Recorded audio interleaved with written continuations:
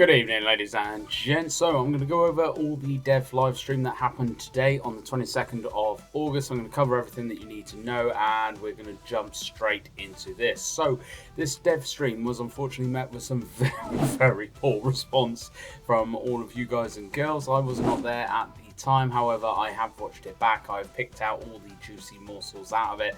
We're going to go through all of them, but I actually stayed around in the chat just after the video ended, and it was met with a very poor response from players. I have to say that actually Spartan and 01, which were the community managers doing the dev stream, I am not having a pop at them in any way, shape or form, but it did feel very scripted, and it did not feel like there was really much said in the live stream either, unfortunately. So they went into a few things, they talked about a few things, but nothing really felt like it was really kind of discussed properly, unfortunately. But we're going to pick out the bits that I can, and I'm going to let you know in a kind of too long didn't read everything that you need to know. So the main bit of this dev stream was the fact that they are actually reducing the prices down of lots and lots of different things. This includes the amount of dollars that you have to pay per sovereigns. It is now $1 for 100 sovereigns rather than $1 for 60 sovereigns, so almost a 50% kind of increase there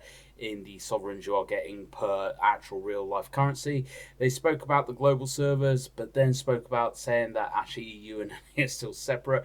We apparently are going to be getting our own dev live stream in the next few weeks. They couldn't actually say when, unfortunately, but said that there is going to be an EU and NA specific live stream coming up.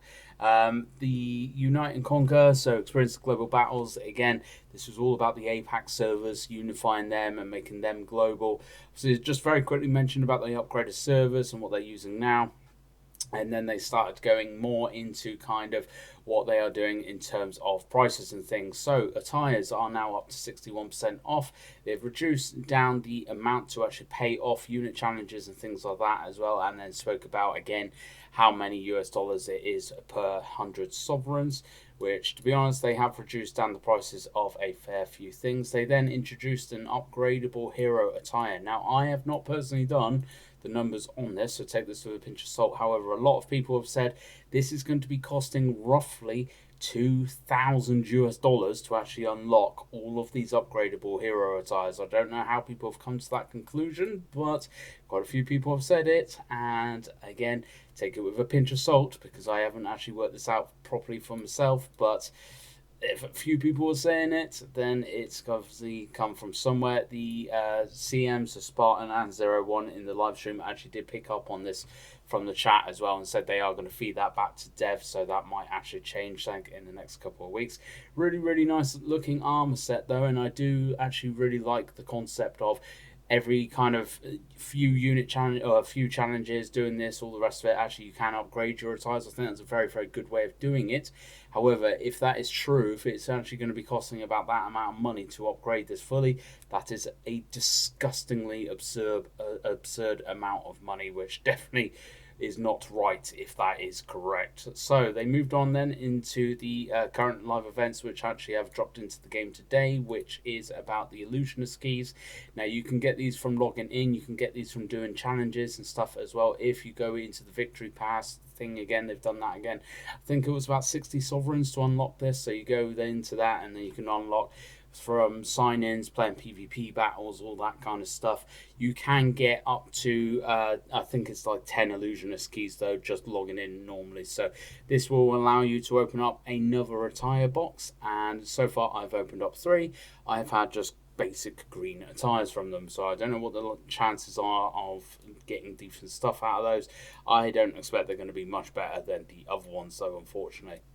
So they then went into all the PvE events that have actually dropped into the game as well. So this is Storming the Great Wall, Sanada Maru Fortress, and Dasuo Pass. Now with these, we will actually be unlocking a certain amount of currency, which we'll then be able to exchange for nice Brucey bonus goodies. Now, these obviously will rank up and up and up, and we can get loads of glory tokens, artillery boxes, things like that, with the last prize being a horse. Now, we haven't got a huge amount of kind of detail about this new epic mount, which is called Blazing.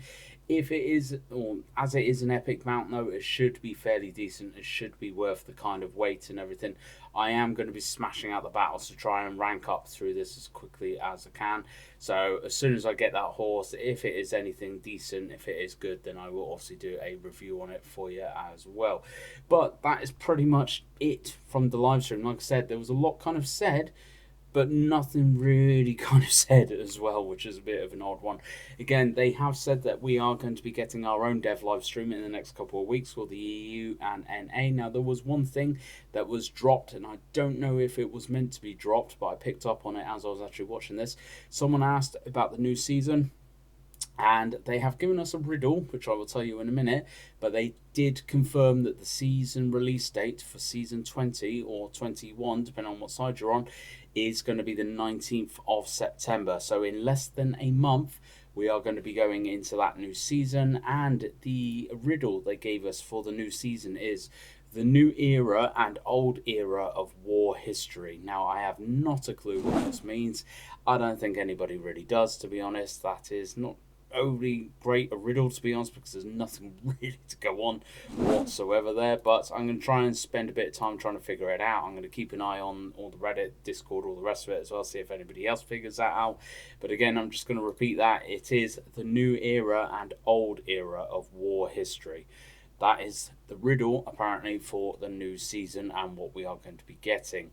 I do expect a couple more dev live streams in the next couple of weeks. I do expect a bit more kind of detail and news coming out in the next few weeks as well. Obviously, as soon as I get those, I will push those out to you. But that is pretty much it from the dev live stream earlier on. And there's nothing else to really go into, to be honest. So I'm going to leave the video there. Thank you very much for watching. As always, folks, please do hit that like button, hit that share button, all that lovely fan-tastic stuff.